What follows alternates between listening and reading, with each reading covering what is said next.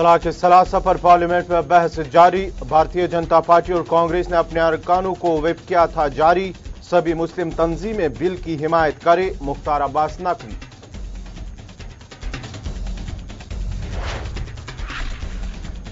अयोध्या में राम मंदिर की तामीर के ऑर्डिनेंस लाए जाने की सूरत में खटखटाएगी सुप्रीम कोर्ट का दरवाजा। बाबरी मस्जिद एक्शन कमेटी ऑर्डिनेंस को सुप्रीम कोर्ट में करेगी चैलेंज।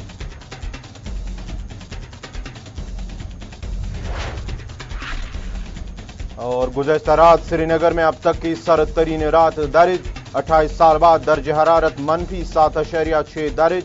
आबी ज़खायर भी हुए मुंजमद।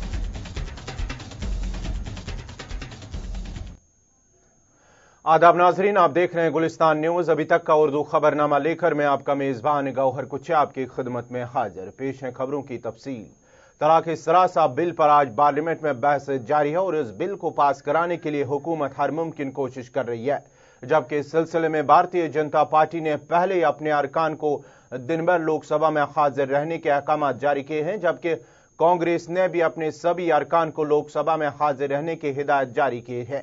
हुकूमत पहले भी लोकसभा में बिल पास करा चुके हैं, लेकिन राज्यसभा में बिल पास न हो सका, जिस दौरान अपोजिशन ने बिल के चंद दफात पर एतराज किया था, जिसके बाद बिल पास न हो सका। और इस सिलसिले में आज दिन भर पार्लियामेंट में तलाक सलासा बिल पर बहस जो है वो जारी रहेगी।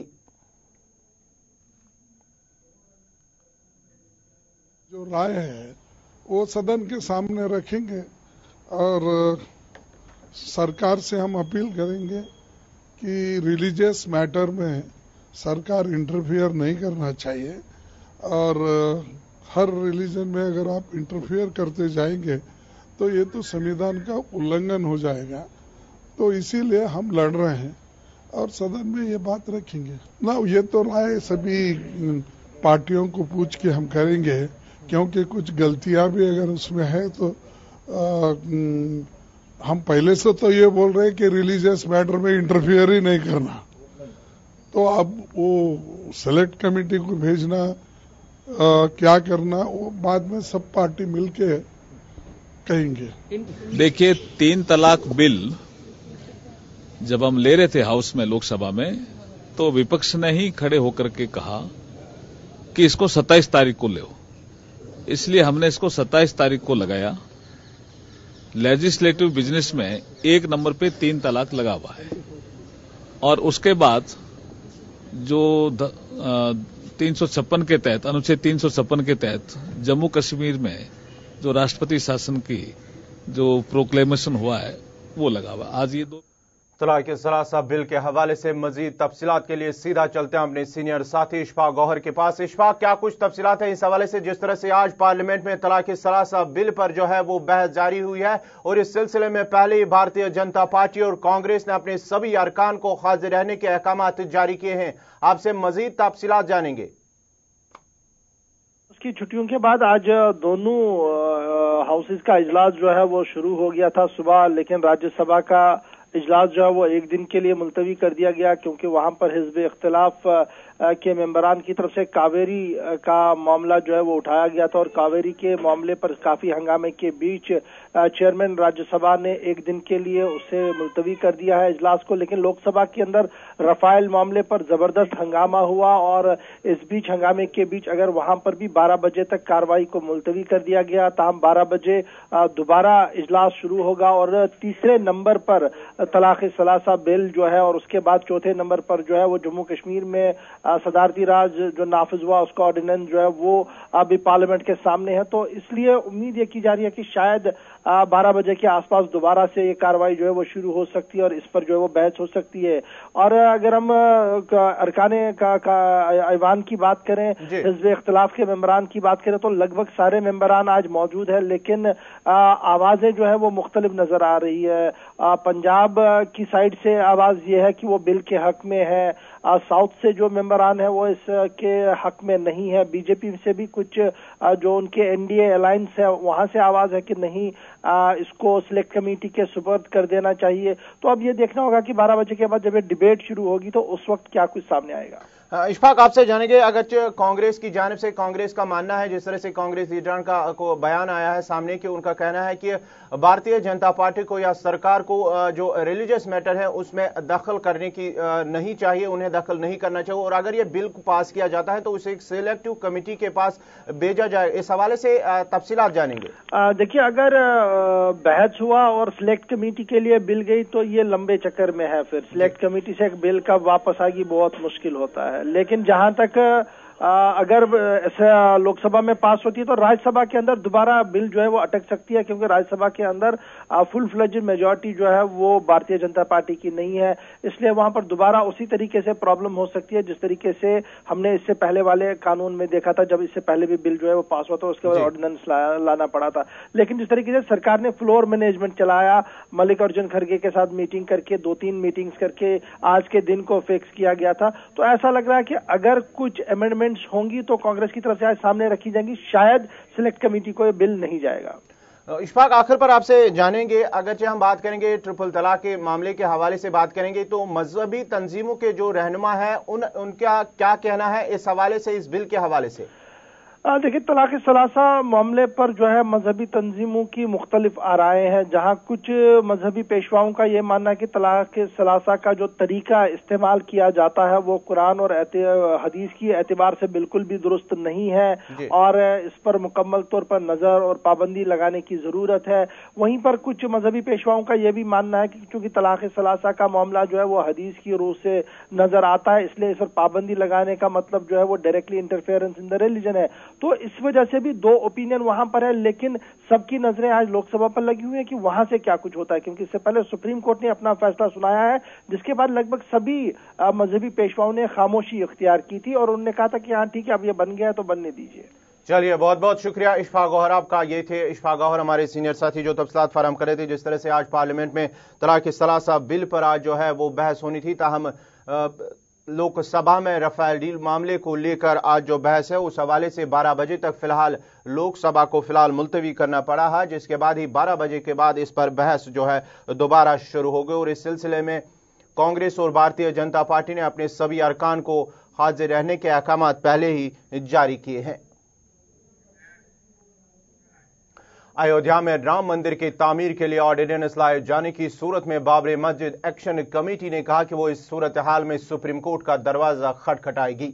बाबरी मस्जिद एक्शन कमेटी की मीटिंग में इस बारे में कहा गया है कि अगर मरकजी हुकूमत राम मंदिर की तामीर के लिए ऑर्डिनेंस लाती है तो वो सुप्रीम कोर्ट में इसे चैलेंज करेगी।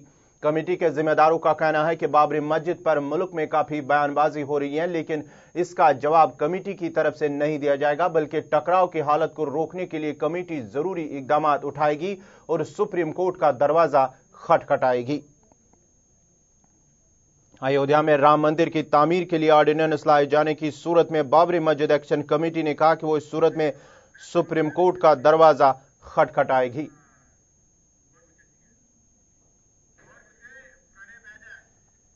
इस खबर पर मजीद तफसीलात के लिए चलते हैं अपने सीनियर साथी प्रणय के पास। प्रणय, इस हवाले से क्या कुछ तफसीलात हैं? जिस तरह से बाबरी मस्जिद जो मामला है इस हवाले से 4 जनवरी को अगरचे सुप्रीम कोर्ट में इस पर समाअत है, लेकिन इससे पहले ही बाबरी मस्जिद एक्शन कमेटी का कहना है कि अगर इसमें ऑर्डिनेंस लाई जाएगी तो वो सुप्रीम कोर्ट का दरवाजा खटखटाएगी।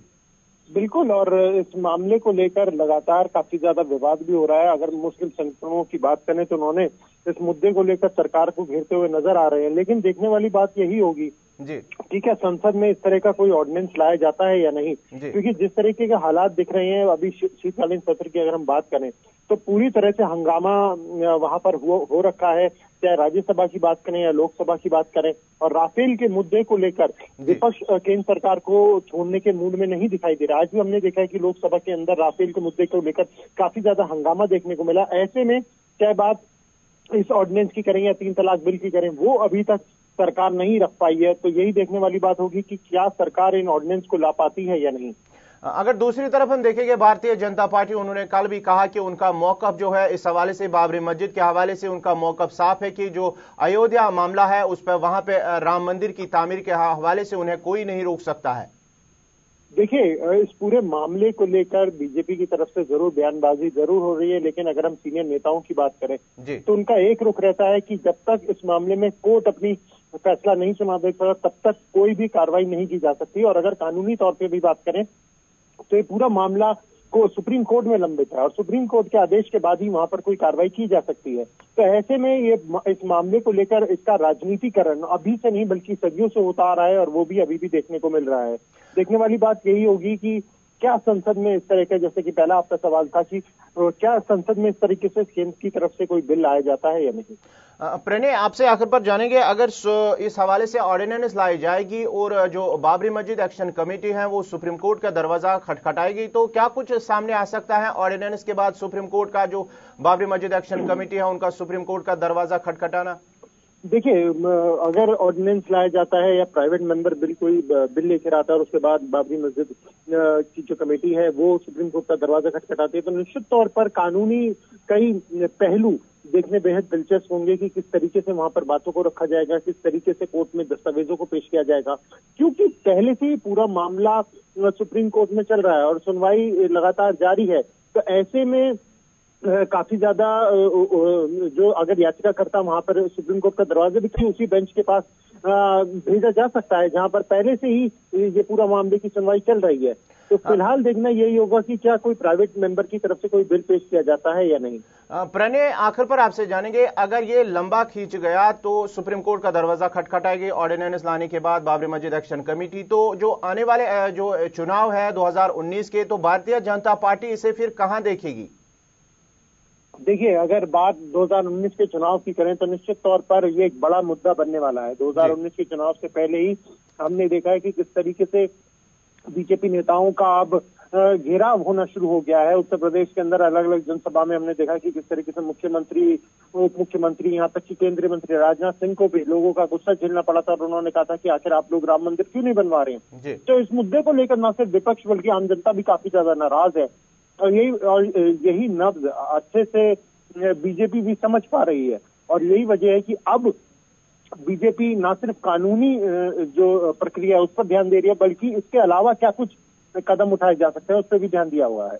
चलिए, बहुत बहुत शुक्रिया प्रणय शर्मा आपका। ये थे प्रणय, हमारे सीनियर साथी, जो बात कर रहे थे अयोध्या में राम मंदिर की तामीर के लिए जहां ऑर्डिनेंस लाए जाने की सूरत में बाबरी मस्जिद एक्शन कमेटी ने कहा कि वो अगर उस सूरत में वो सुप्रीम कोर्ट का दरवाजा, उनका कहना है कि अगर इस हवाले से मरकजी हुकूमत ने एक ऑर्डिनेंस लाती है तो वो सुप्रीम कोर्ट में इसे चैलेंज करेगी।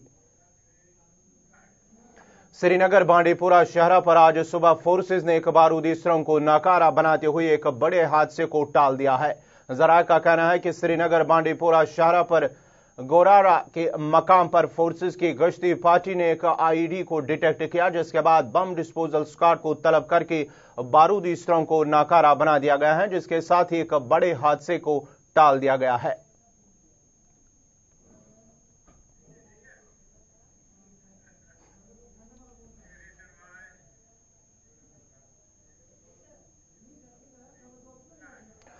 पीपल्स कॉन्फ्रेंस के चेयरमैन सजाद गनी लोन ने कहा कि आने वाले असेंबली इंतखाबात में अगर उनकी जमात इक्तदार में आती है तो रियासत जम्मू कश्मीर में के असेंबली इंतखाबात जो 1987 में हुई है उनमें धांधलियां हों, उसके लिए एक रिकॉन्सिलेशन कमीशन का कयाम अमल में लाकर धांधली में शामिल लोगों को सजा दी जाएगी। उन्होंने कहा कि साल 1987 के असेंबली इंतखाबात में हुई धांधलियों की वजह से रियासत जम्मू कश्मीर खासकर वादी कश्मीर में मिलिटेंसी ने जन्म लिया है, जिसकी वजह से अब तक लाखों लोग हलाक हुए हैं।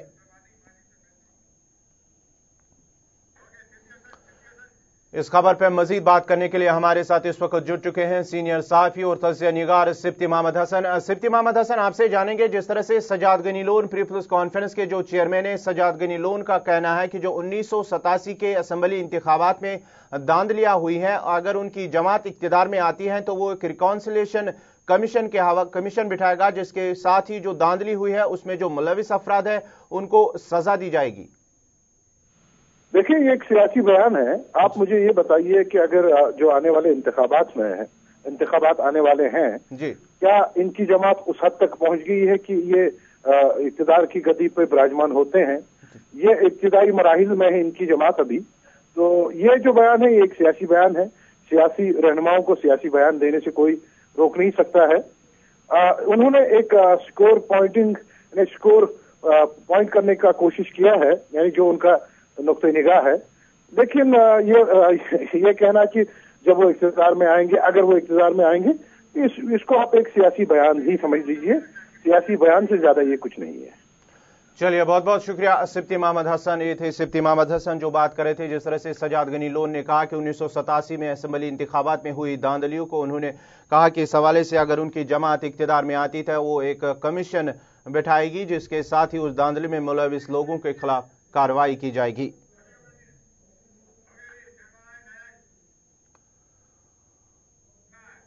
चिल्ह कलान की आमद के साथ ही वादी के शुमाल जुनूब में रात का दर्ज हरारत मुसलसल कम हो रहा है और बालाई इलाकों के साथ साथ वादी के मैदानी इलाकों में भी शबाना दर्ज हरारत में कमी वाक़ा होने से सर्दी की लहर बराबर जारी है। महकमे मौसमियात के मुताबिक गुज़श्ता रात श्रीनगर में कम से कम दर्ज हरारत -7.6 डिग्री सेल्सियस रिकॉर्ड किया गया है। सख्त सर्दियों के बाद श्रीनगर के अलावा वादी के दीगर हिस्सों में आबी ज़खायर मुंजमद होने के साथ साथ नल जम जाने की वजह से लोगों को पीने का पानी हासिल करने में भी शदीद मुश्किलात का सामना हो रहा है। उधर बैरून रियासत से वादी कश्मीर आए हुए सयाहों का कहना है कि अगरचे सर्दी की वजह से उन्हें चलने फिरने में दिक्कतें पेश आ रही हैं, ताहम झील डल और कश्मीर की कुदरती खूबसूरती से वो काफी लुत्फानंदोज हो रहे हैं।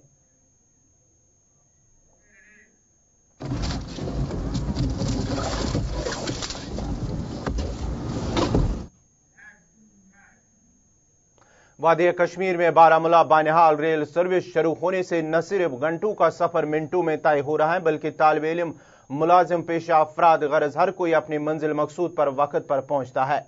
नामसाइल हालात के दौरान अगरचे रेल सर्विस बंद होने से मुसाफिरों को काफी मुश्किलात का सामना करना पड़ता है, ताहम रेल सर्विस के शुरू होने से लोगों ने सफर करने में राहत की सांस ली है।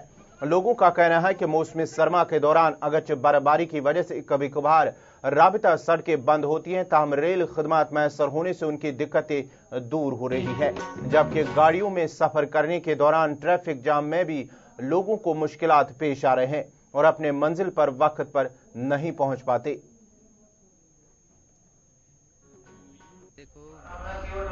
आजकल यहाँ सर्दी का मौसम है, अगर हम बाकी ट्रांसपोर्ट की बात करेंगे तो वो वक्त पर नहीं निकलते हैं, जबकि ड्राइवर इंतजार करता है जब तक उसको पूरी गाड़ी सवारी पैसेंजर की गाड़ी न मिले।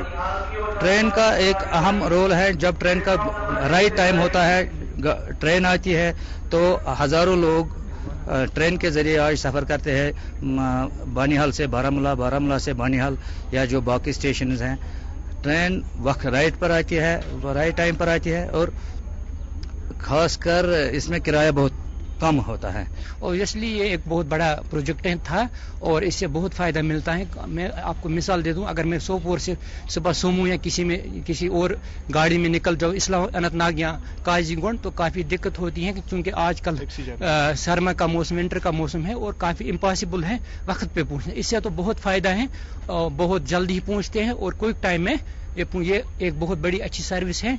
और अब मैं चाहता हूं कि अब इन्हें कुपवारा का भी, चूंकि मेरा ताल्लुक कुपवारा से है, इन्होंने हमारा प्रोजेक्ट भी अप्रूव किया है और जल्दी जल्दी ये कनेक्टिविटी बढ़ जाए बारामूला से कुपवारा तक, ताकि एक बहुत से पॉपुलेशन को फायदा हो।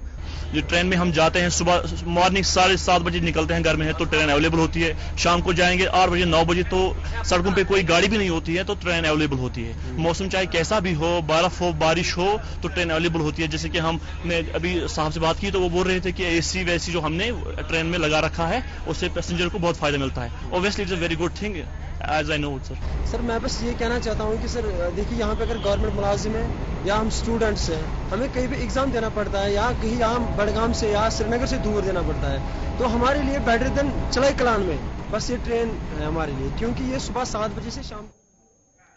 जिला अस्पताल किश्तवाड़ में बुनियादी सहूलियात के फुकदान की शिकायत करते हुए किश्तवाड़ के लोगों का कहना था कि जिला अस्पताल में बुनियादी सहूलियात के साथ साथ डॉक्टरों की अदम मौजूदगी की वजह से लोगों को काफी मुश्किलात का सामना करना पड़ता है।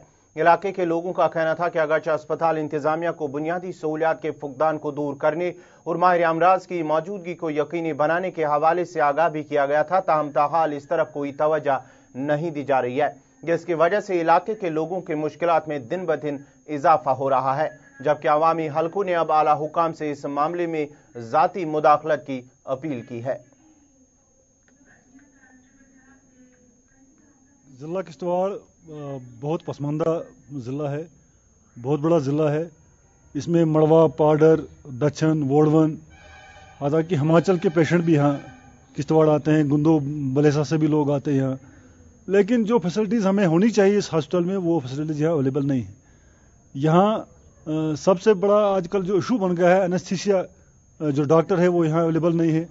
सरकार ने तो ऑर्डर किए हैं, लेकिन फिजिकली वो डॉक्टर यहाँ हॉस्पिटल में मौजूद नहीं है। छोटा ऑपरेशन कराना हो, डिलीवरी केस हो, या तो डोडा शिफ्ट करना पड़ता है यहाँ से पेशेंट, या तो जम्मू। तो उसके बाद ये एक्सीडेंट प्रोन एरिया हमारा जो है पहाड़ी ज़िला है। यहाँ जब एक्सीडेंट होते हैं तो तब भी यही हालत होती है। माइनर ऑपरेशन करना हो उसको भी जम्मू शिफ्ट कर देते हैं। क्रिटिकल केयर एम्बुलेंस हमारे पास यहाँ है, लेकिन उसके लिए स्टाफ यहाँ मौजूद नहीं है। तो लिहाजा लोगों में काफ़ी नाराज़गी है। तो सरकार को चाहिए कि वो ये हॉस्पिटल की तरफ ध्यान दे। यहाँ ये काफ़ी जो है बर्निंग इशू है यहाँ आज हमारे किश्तवाड़ में।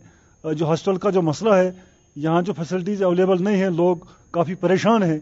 तो लिहाजा हम गवर्नर साहब से गुजारिश करते हैं कि वो इसकी तरफ ध्यान दे, ताकि यहाँ की जो पब्लिक है जो सफ़र कर रही है उनको ज़्यादा सफ़र न करना पड़े। यानी जो आपके वार्ड्स हैं उसमें कहीं यानी 18 ट्यूब्स या 6 बल्ब के साथ वहाँ बल्ब्स नहीं लगे हुए हैं। और अगर अब बड़ी चीज़ों को देखा जाए जिसमें कि पेशेंट सफ़र्स होते हैं, हमारे वेंटिलेटर्स यहाँ नहीं है, एक्सीडेंटल प्रोन एरियाज है, एक्सीडेंट होते रहते हैं, मगर फिर भी यहाँ जो है हमारे पास जो एम्बुलेंस नहीं है जो कि वेंटिलेटर्स के साथ होगी, जो कि यहाँ से पेशेंटों को लेकर जम्मू तक जाए, वो सुविधा नहीं है। डॉक्टर्स यहाँ डिप्यूट किए गए हैं, मगर वो यहाँ पर अपनी छुट्टी डालकर फिर से अपने घरों में वापस चले जाते हैं। तो वो भी एक चीज है। और उसके साथ साथ बाकी चीजें आप देखें, लिफ्ट की एक सर्विस यहाँ शुरू की गई थी जब ये डिस्ट्रिक्ट हॉस्पिटल खुला गया था, तब से लेकर आज तक वो लिफ्ट वर्किंग नहीं है। इस चीज के लिए हमने पहले भी ये बात छेड़ते रहे कि ये जो मरीज हैं जो कि चलने की स्थिति में नहीं होते हैं, डिसेबल्ड होते हैं, उनके लिए लिफ्ट बनाई गई थी। तो आज तक भी वो लिफ्ट वर्किंग में नहीं है। यानी जो आपके वार्ड्स हैं उसमें कहीं। इसी के साथ ही अभी तक का उर्दू खबरनामा इख्ताम पजीर हुआ चाहता है। अपने मेजबान गौहर कुछे को इजाजत दीजिए। अल्लाह हाफिज।